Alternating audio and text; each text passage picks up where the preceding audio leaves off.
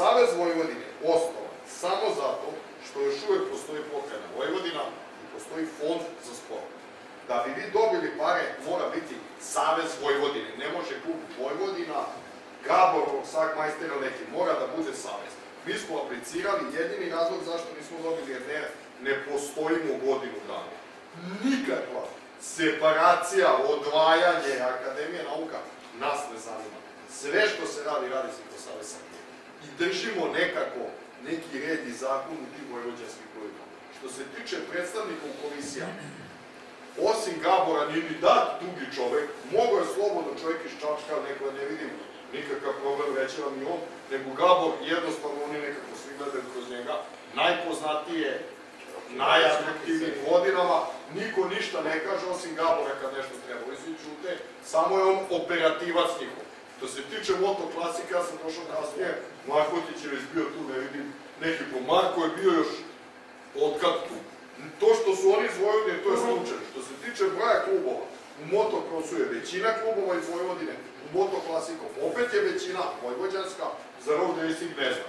A to nema veze što je neko od njih iz Vojvodine pa je u tim sistemima. To nije uopšte pravilno, niti mi to tako hoćemo, tako ispali. To može da se zameni. Nema nikakvog govora o separatizmu, odvajanje, da mi pišemo FIMU ili nešto lupetamo, da mi hoćemo savez mimo srpsku. Nema šanse. Mi smo kroz Srbiju, može ovako se... Drugo jasne nadležnosti, ako mogu samo da dodam jasne... Ono je sad ovdje jasno piše u tački 6. Predstavnik Pokrajinskog saveza.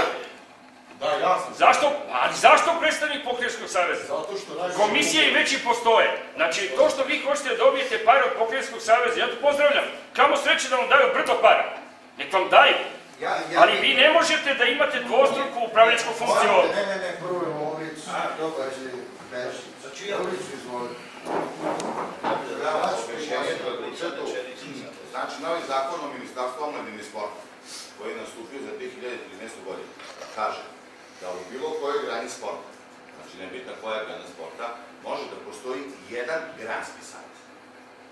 Znači, jedan granski savez koji je država Republike Srbije prepoznala je Moto Savez Srbije. U zakonu o Ministarstvu omladine i sporta isto tako stoji da može da se prepoznaju još dva saveza na pokrajinskom nivou, po zakonu i Ustavu Republike Srbije. Ti savezi, kad se osnuju, njih prepoznaje pokrajina.